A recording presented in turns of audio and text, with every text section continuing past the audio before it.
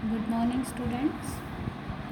आज हम class 7th का चैप्टर 10 अपूर्व अनुभव पढ़ेंगे। ये पाठ एक संस्मरण है और इसकी लेखिका है तेत्सुको कुरियोनागी जी। तो आइए पाठ को शुरू करने से पहले थोड़ा सा पाठ के बारे में और तेत्सुको कुरियोनागी के बारे में भी जान लेते हैं। तेत्सुको कुरियोनागी के बचपन का नाम ही तत्तो-चान है, या आप कह सकते हैं कि तत्तो-चान इनका निकनेम है। और ये पाठ लेखन की संस्मरण विधा को दर्शाता है। पाठ की लेखिका ने पाठ में अपने ही बचपन को दिखाया है। प्रस्तुत संस्मरण उनकी लिखी गई पुस्तक Totto Chan a little girl at the window से लिया गया है। और इस किताब में उन्होंने द्वितीय विश्व युद्ध के दौरान अपने अनोखे स्कूल और अपने बचपन के दिनों के बारे में बताया है। उनके स्कूल का नाम था टोमो एलिमेंट्री स्कूल या टोमो प्राथमिक विद्यालय, और ये बहुत अलग सा विद्यालय था जहाँ पर बच्चों को प्रकृति के साथ जोड़कर शिक्षाएं दी जाती थी। पढ़ाई किसी क्लासरूम में न होकर पुरानी ट्रेन के डब्बों में होती थी, और शिक्षा देने के बड़े अनूठे तरीकों को इस्तेमाल किया जाता था। जैसे अगर बच्चों को ऑर्केस्ट्रा के बारे में बताना है तो उन्हें नदी के किनारे ले जाया जाता था और नदी की बहती हुई तरंगों को ध्वनि की तरंगों के साथ जोड़कर उन्हें ये समझाया जाता था कि ऑर्केस्ट्रा में तरह तरह की आवाज़ें कैसे निकाली जाती हैं। बच्चों को एक एक पेड़ दिया गया था जो कि उनकी अपनी संपत्ति माना जाता था। जब भी वो चाहे उस पेड़ पे चढ़ सकते हैं और उतर सकते हैं, और इसके अलावा सारे विषय भी बच्चों की इच्छा के अनुसार ही पढ़ाए जाते थे। तो ये अनोखा स्कूल तेत्सुको कुरियोनागी के अध्यापक, जिनका नाम था ससाकु कोबायाशी, उनके द्वारा स्थापित किया गया था। लेकिन द्वितीय विश्व युद्ध के दौरान अमेरिका ने इस स्कूल को नष्ट कर दिया था, या बमबारी में ये स्कूल नष्ट हो गया था। यह पुस्तक Totto Chan a little girl at the window Japan की बेस्ट सेलिंग किताब थी, और डोरोथी ब्रिटन ने इसका इंग्लिश में अनुवाद किया था। ये पुस्तक अब तक 30 से ज़्यादा देशों में प्रकाशित हो चुकी है। बहुत ज़्यादा फेमस किताब है ये, और इसी किताब से हमारा ये लेसन लिया गया है। तो आइए कहानी की शुरुआत करते हैं। बहुत अच्छी कहानी है। सभागार में शिविर लगने के 2 दिन बाद तत्तो-चान के लिए एक बड़ा साहस करने का दिन आया। इस दिन उसे यासुकी चान से मिलना था। इस भेद का पता न तो तत्तो-चान के माता पिता को था, न ही यासुकी चान के। उसने यासुकी चान को अपने पेड़ पर चढ़ने का न्योता दिया था।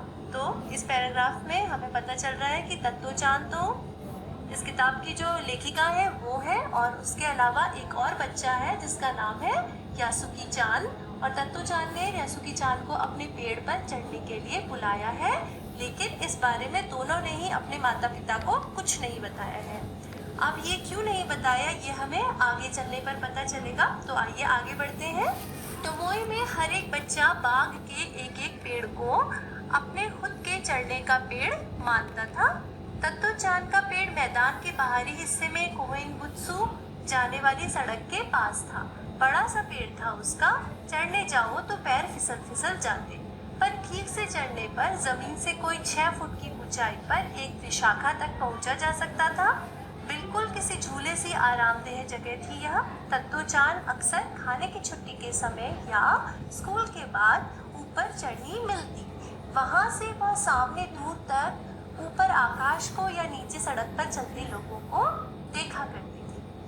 अब टोमोई जो है, टोमोई उनके स्कूल का नाम है तत्तो-चान के। इसका पूरा नाम था टोमोई एलिमेंट्री स्कूल या टोमोई प्राथमिक विद्यालय। तो उस स्कूल में क्या था कि हर बच्चे को स्कूल के बाग में एक एक पेड़ दिया गया था जो कि उसकी अपनी संपत्ति होता था। और तत्तो-चान का जो पेड़ था वो मैदान से बाहर की तरफ था और सड़क के पास था। उसका पेड़ बहुत बड़ा था, और ज़मीन से 6 फुट की ऊंचाई पर चढ़ने के बाद उस पेड़ में से एक विशाखा मतलब एक मोटी डाल निकली हुई थी जहाँ पर आराम से बैठा जा सकता था। तो तत्तो-चान खाने की छुट्टी के समय या फिर स्कूल के बाद उस पेड़ पर चढ़ी हुई देखी जा सकती। वहाँ पर वह दूर से ऊंचे आकाश को देखती थी या सड़क पे जाने वाले लोगों को देखा करती थी।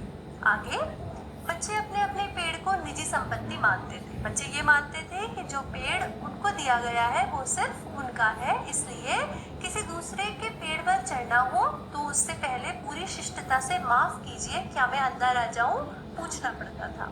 ठीक है, आगे यासुकी चान को पोलियो था, इसलिए वह ना तो किसी पेड़ पर चढ़ पाता था और ना किसी पेड़ को निजी संपत्ति मानता था। अतः तत्तो चान ने उसे अपने पेड़ पर आमंत्रित किया था, पर यह बात उन्होंने किसी से नहीं कही, क्योंकि अगर बड़े सुनते तो जरूर डांटते। घर से निकलते समय तत्तो चान ने माँ से कहा कि वह यासुकी चान के घर टेनेनचोकू जा रही है। तो इसी कारण तत्तो चान और यासुकी चान ने अपने घर में अपने माता पिता को कुछ नहीं बताया था, क्योंकि यासुकी चान को पोलियो था। क्योंकि यासुकी चान को पोलियो था, इसलिए ना तो वह किसी पेड़ पर चढ़ सकता था और ना ही किसी पेड़ को अपनी संपत्ति मानता था।